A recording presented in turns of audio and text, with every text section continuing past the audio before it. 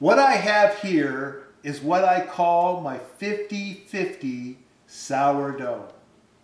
This beautiful creation is made of 50% bread flour, 50% sprouted wheat. And I'm going to show you how to make this gorgeous and wonderful smelling loaf in this video.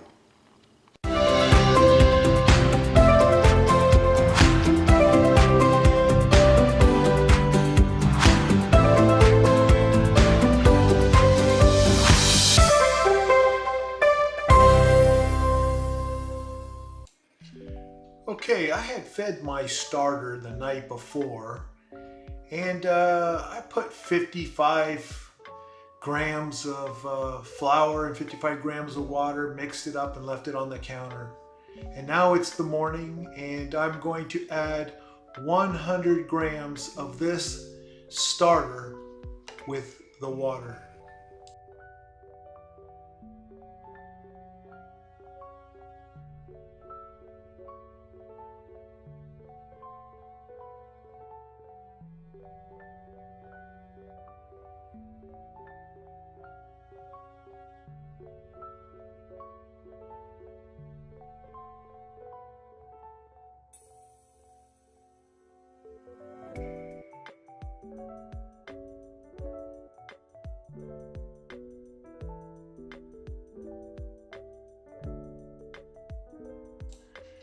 Now this recipe is about a 67-68% hydration dough, so we're going to be putting in 476 grams of room-temp water, and just mix it up and dissolve it as best you can. If there's still a little bit that's not dissolved, that's not a problem. And as for the starter, what I usually do is just stick it back in the refrigerator so I don't have to feed it every day. And when I'm ready to make another loaf, I'll take it out the night before. I'll feed it with a little bit more than the amount of starter I'm going to need to use in the next day to make my bread.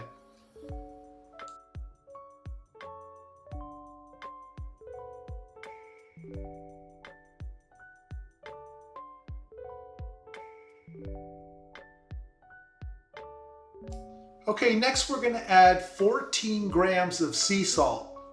Now you can use any kind of salt you like, but you'll need to adjust the amount accordingly.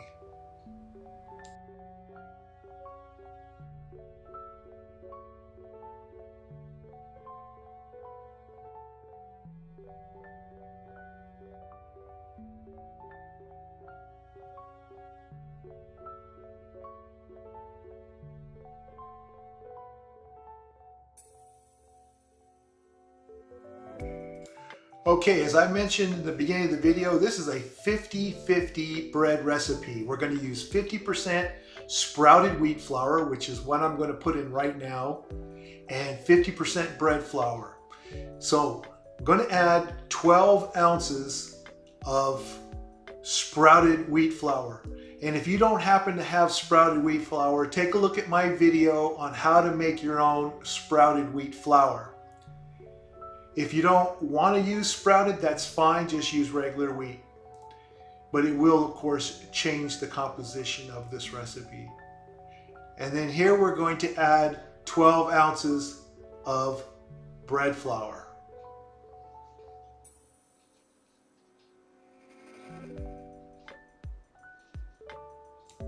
The total amount of flour will be 710 grams.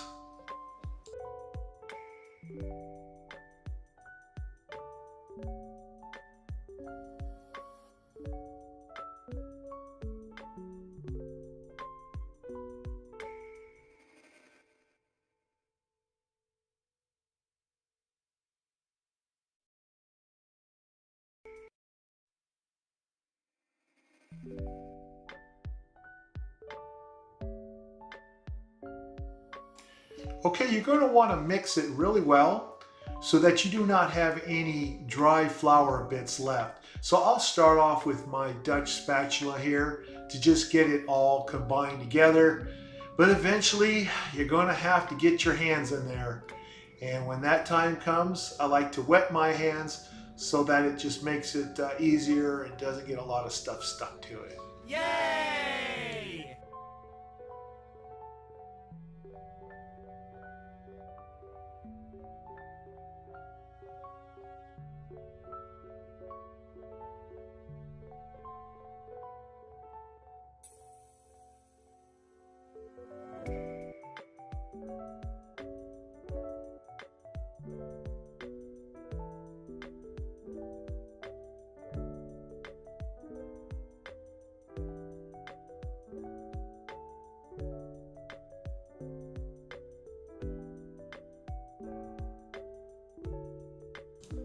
I got a little tired of walking to the sink to wet my hands, so I thought I'd bring a bowl of water next to me there just to kind of speed things up a little bit.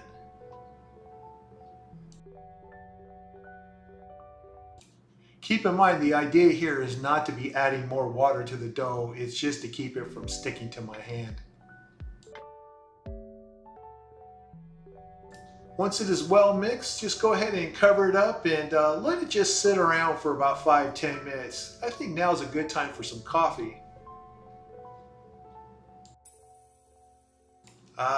There's nothing like a nice hot cup of coffee in the morning. Okay, I'm going to go ahead and clear off this countertop here and get it nice and clean. And then I will spray it a little bit more with the water bottle, just so the dough doesn't stick too much to the counter.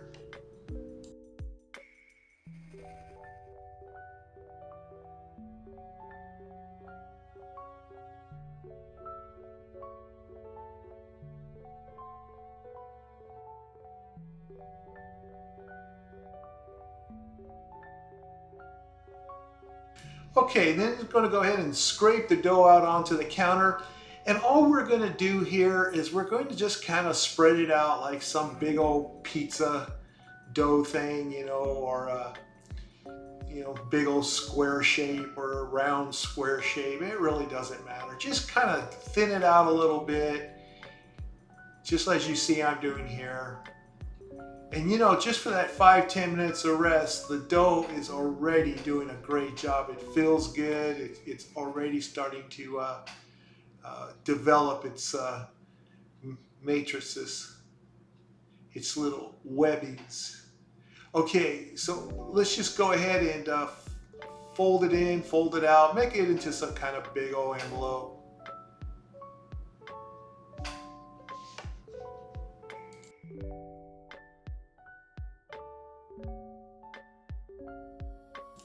Okay, and we're just going to roll it up into a ball-like. This is, it's not critical to make it, some perfect ball or anything. This is just something I do. I kind of like to get it all together like this. And what I'm going to do is I'm going to spray this bowl with some olive oil spray here. Yeah, just, because I like to make sure it just doesn't stick in the bowl too much. Two, I don't mind a little bit of fat in my bread.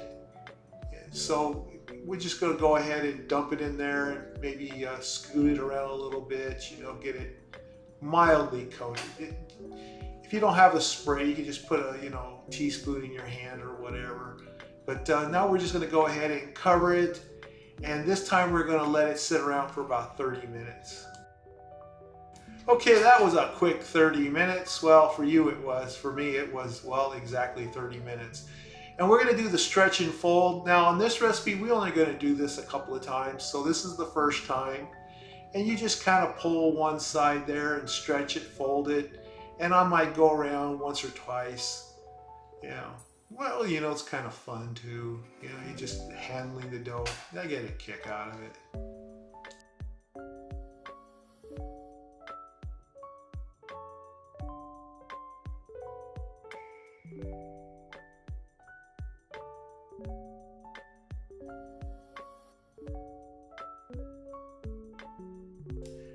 Okay, it's been 30 minutes. Time to do the second stretch and folds, and it will also be the last stretch and folds. I mean, you could do it again in 30 minutes It's up to you, but I find 2 is plenty for me, and it does. The more you'll do it, the more that it will, change the size of the hole pockets and so forth. And I like the way it comes out after doing it just twice, so I'm okay with that.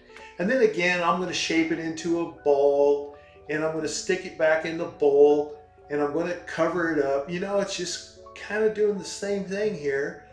And I'll just let it sit around for about 30 minutes. All right, with the magic of Hollyweed, once again, it's been 30 minutes. You see I'm preparing the bread banneton, aka proofing basket, with some rice flour. It helps the dough not stick to it, because when it sticks, ay carita, it's really difficult to keep the shape and all. All right, take the dough out, and I'm going to use a scraper. I'm whipping it here, and I'm going to just scrape it out onto the countertop, and I'm going to get it all ready for the banneton. So what are we talking about here? Well, hey, like I showed you a little earlier, let's do the old pizza stretch again, okay? And just kind of make this big old roundish, squarish, rectangular shape here. There's no magic to this. This is really simple. And look at that dough. Look at that, so nice and pliable and smooth looking. All right, so just kind of fold it up here, fold it up there. And, you just want to get that ball shape going. And then once you get that there, you're going to start tucking it under and scraping it across the countertop and doing all kinds of things to just tighten up that top skin there of the dough. They say that it helps, and so, why break tradition, right?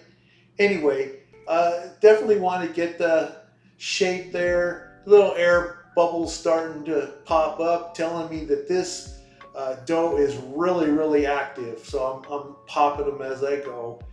And once I get this done here and get everything all nice and taut, I'm going to put it top down into the banneton, as you can see right here.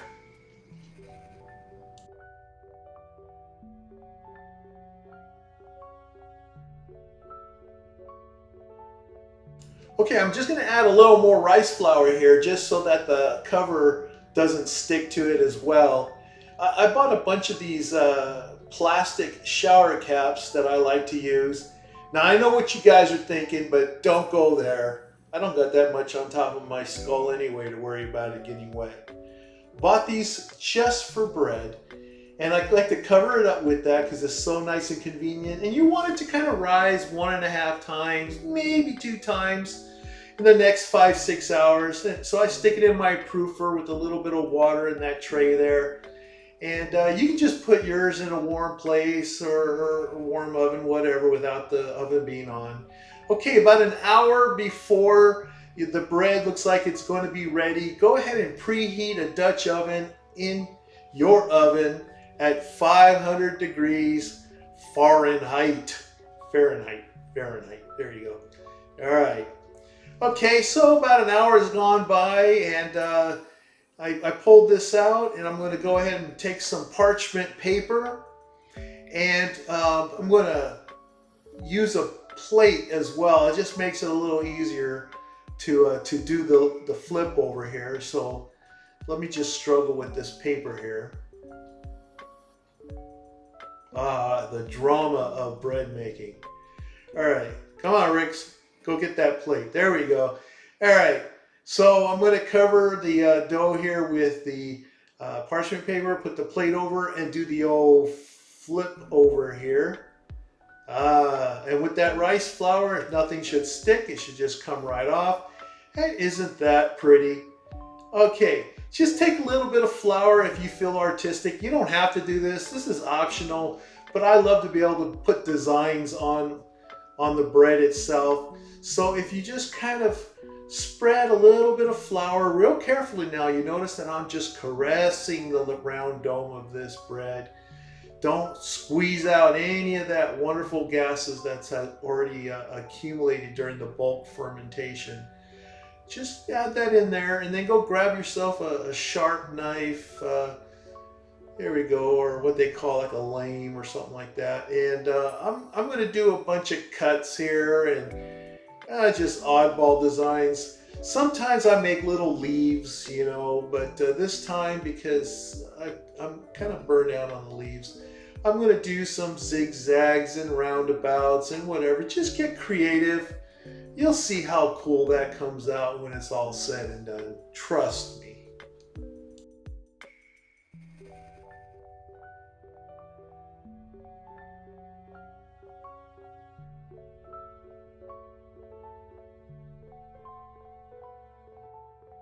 Now, regardless of how you design this thing, you want at least one good deep gash, about 1/2 inch deep. You know, I'm going to do 2 of them here, but you need at least one, just so that you have some control as to where this bread is going to bust the ream when it's in that Dutch oven. Otherwise, it could have a blowout out on the side. All right. So I'm taking out the super hot Dutch oven here, and now I'm going to go ahead and lift that parchment paper and put that dough right in there. And another thing I like to do, you don't have to, but I like to do it, is just add a little bit of moisture inside that Dutch oven. The bread itself, of course, will provide all the moisture it really needs. And then we're going to go ahead and replace the top of the Dutch oven, hot lid there, and put it back in the oven. And you want to bake this for 30 minutes at 475. Yeah, there you go. Bake at 475 or 246 for you non-Americanos. All right, and take a look at that. All right, this was 30 minutes in. Take the lid off. 15 minutes more at 475, and this is what we got. Isn't that beautiful? Look at that. Oh, if we had smell-o-rama here, smell-o-vision. I tell you, and you see those little designs? See how cool that is? What is that, like Edward Scissorhands stuff there? Could be. Hope I just didn't copyright the movie there. All right, well, there you go, folks. Go ahead and try this recipe out. It tastes wonderful.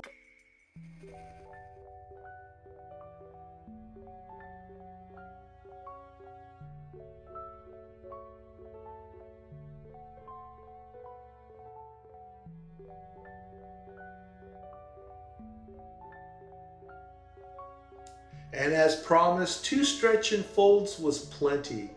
Look at nice air pockets there, not too big, not too small. As they say in Goldilocks, just right. All this is yummy. You don't believe me? Well, then ask these people.